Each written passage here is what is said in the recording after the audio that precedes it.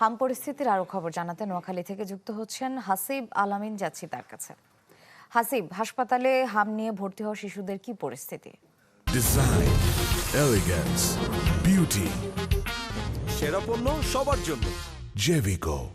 শ্রেয়া, নোয়াখালীতে হামের প্রকোপ সারা দেশের নিয়েই রয়েছে। এখানে এখন পর্যন্ত গত ২৪ ঘন্টায় ২৮ জন শিশু ভর্তি হয়েছে এবং আইসোলেশনে রয়েছে ১১০ জন শিশু। নোয়াখালীর প্রতিটি উপজেলা স্বাস্থ্য কমপ্লেক্স এবং জেলা যে ২৫০ শয্যা বিশিষ্ট হাসপাতাল, তার সবখানের চিত্র একই রকম। সেখানে রোগীদের উপচে পড়া ভিড়, রোগীর সাথে থাকা স্বজন এবং স্বজন সহ অন্যান্য যে তাদের সাথে রয়েছে, তারাও কিন্তু বিছানা না পেয়ে, শয্যা না পেয়ে বিভিন্ন স্থানে তারা থাকছেন, ফ্লোরে কিংবা সিঁড়িতে। মূলত নোয়াখালীর যে উপজেলা স্বাস্থ্য কমপ্লেক্স গুলো রয়েছে, জেলা ২৫০ শয্যা বিশিষ্ট হাসপাতাল রয়েছে, সবখানের চিত্র একই রকম।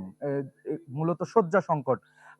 এখন কয়েকদিনের ওয়েদার খারাপ থাকার কারণে মূলত এখানের শিশুরা বিভিন্ন রোগে আক্রান্ত হয়ে ভর্তি হচ্ছেন, যেটা পূর্বে হামের যে প্রকোপ ছিল, বর্তমানে একই অবস্থা। আমি অবস্থান করছি নোয়াখালী ২৫০ শয্যা বিশিষ্ট জেনারেল হাসপাতালে।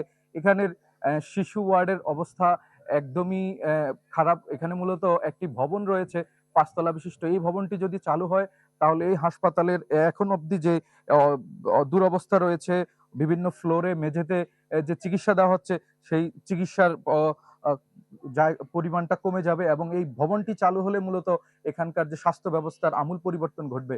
মানুষ বর্তমানে টিন শেড ভবনে, বিগত বেশ কয়েক বছর ধরে এই ভবনটি চালু না হয় টিন শেডের খুব জরাজীর্ণ পরিবেশে এবং নোংরা পরিবেশে মানুষ এখানে চিকিৎসা নিতে আসছেন এবং শিশুদের থাকা অভিভাবকরা, এবং এই রোগটা আরো বেশি ছড়িয়ে পড়ছে। দেখা যাচ্ছে যে নোয়াখালীর যে অন্যান্য হাসপাতালগুলো রয়েছে, উপজেলা স্বাস্থ্য কমপ্লেক্স গুলো রয়েছে, সেখানে একই অবস্থা, বিল্ডিং গুলো জরাজীর্ণ।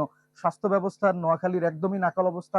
এখানকার যারা সেবা প্রত্যাশী রয়েছেন, মূলত এটা উপকূলীয় জেলা হওয়ায় এখানকার মানুষদের মাঝে কিছুটা সচেতনতার অভাব রয়েছে। আমরা জেলা সিভিল সার্জনের সাথে কথা বলেছি, তিনি জানিয়েছেন এখন অবধি যে শতভাগ টিকাদানের কার্যক্রমের ভেতরে ৮৮% টিকাদান হয়েছে, যা পেয়েছে ৪,৪০,০০০ শিশু, এবং আগামী ২ দিনের ভিতরে সেটা সম্পূর্ণ হবে বলে সিভিল সার্জন আমাদেরকে জানিয়েছেন। শ্রেয়া, এই ছিল নোয়াখালী থেকে আমার কাছে সর্বশেষ। ধন্যবাদ হাসিব।